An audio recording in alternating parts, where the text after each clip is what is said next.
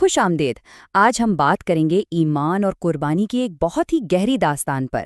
یہ کہانی ہے حضرت ابراہیم علیہ السلام اور ان کے بیٹے کی۔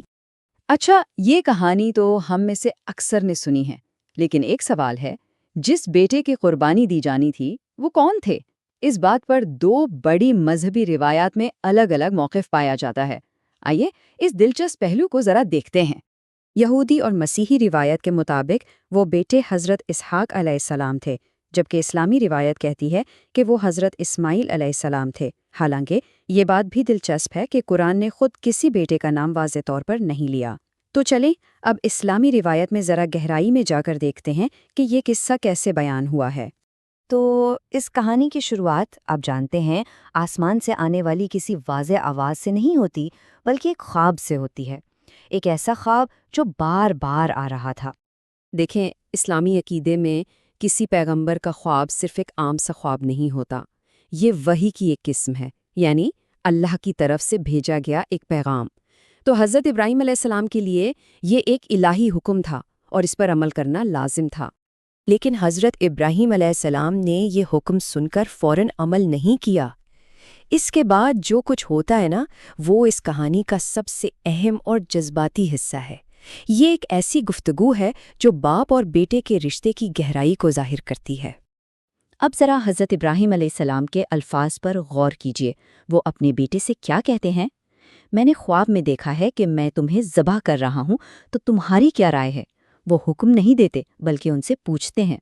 یہ جو یا بنیا کا لفظ ہے نا، یہ کوئی عام لفظ نہیں، یہ گہری محبت اور شفقت کا اظہار ہے۔ اس سے پتہ چلتا ہے کہ ان کا رشتہ کتنا مضبوط تھا۔ یہ حکم اور اطاعت کا نہیں، بلکہ اعتماد اور محبت کا رشتہ تھا۔ اور اب سنیے بیٹے کا جواب۔ ابا جان، آپ کو جو حکم ملا ہے وہ کر گزریے، انشاءاللہ آپ مجھے صبر کرنے والوں میں پائیں گے۔ یہ جواب ان کی سمجھداری، ان کے صبر اور اللہ پر ان کے یقین کی ایک زبردست مثال ہے۔ تو ہم کہانی کے کلائمیکس کی طرف بڑھ رہے ہیں، اور یہاں سب سے اہم بات یہ سمجھنا ہے کہ یہ کوئی زبردستی کی قربانی نہیں تھی، بلکہ یہ باپ اور بیٹے دونوں کا ایک شعوری اور مشترکہ فیصلہ تھا۔ قرآن میں اس لمحے کے لیے ایک خاص لفظ استعمال ہوا ہے، اسلما۔ اس کا مطلب ہے وہ دونوں جھک گئے یا انہوں نے سر تسلیم خم کر دیا۔ یہ لفظ بتاتا ہے کہ یہ فیصلہ باپ اور بیٹے دونوں کا مشترکہ تھا، دونوں نے مل کر اپنی مرضی اللہ کے حوالے کر دی۔ اور یہ فرق ہمیں آرٹ میں بھی صاف نظر آتا ہے۔ ایک طرف مغربی آرٹ ہے جہاں اکثر بیٹے کو ایک سہما ہوا، ڈرا ہوا بچہ دکھایا جاتا ہے، لیکن دوسری طرف اسلامی فنپاروں کو دیکھیں تو حضرت اسماعیل علیہ السلام کو پرسکون اور رضامند دکھایا جاتا ہے، جو اعتماد سے اپنے والد کو دیکھ رہے ہیں۔ تو جب حضرت ابراہیم علیہ السلام اپنے بیٹے کی پوری رضامندی کے ساتھ اللہ کا حکم پورا کرنے ہی والے تھے، ٹھیک اسی وقت اللہ کی طرف سے مداخلت ہوتی ہے۔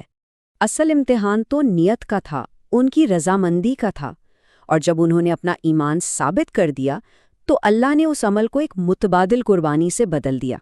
اللہ نے فرمایا کہ تم نے اپنا خواب سچ کر دکھایا، اور ان کے بیٹے کے بدلے ایک عظیم قربانی یعنی ایک مینڈھا بھیج دیا۔ تو اس ایک واقعے سے ایک ایسی روایت نے جنم لیا جو آج تک زندہ ہے، یعنی ایمان کی آزمائش ہوئی، باپ بیٹے نے اسے قبول کیا، اللہ نے فدیہ بھیجا، اور اب یہ ہر سال منائی جانے والی ایک یادگار بن گئی۔ اور یہی وہ عمل ہے جسے ہم اضحیہ یا قربانی کہتے ہیں۔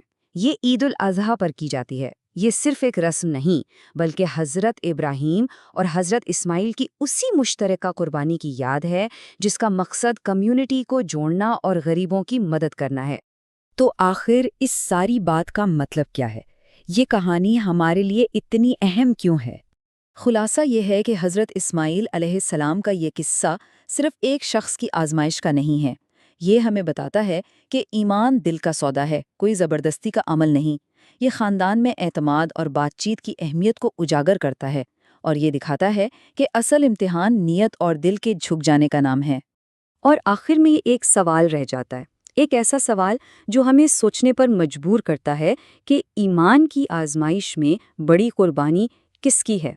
اس کی جو دے رہا ہے یا اس کی جو دیے جانے پر راضی ہے؟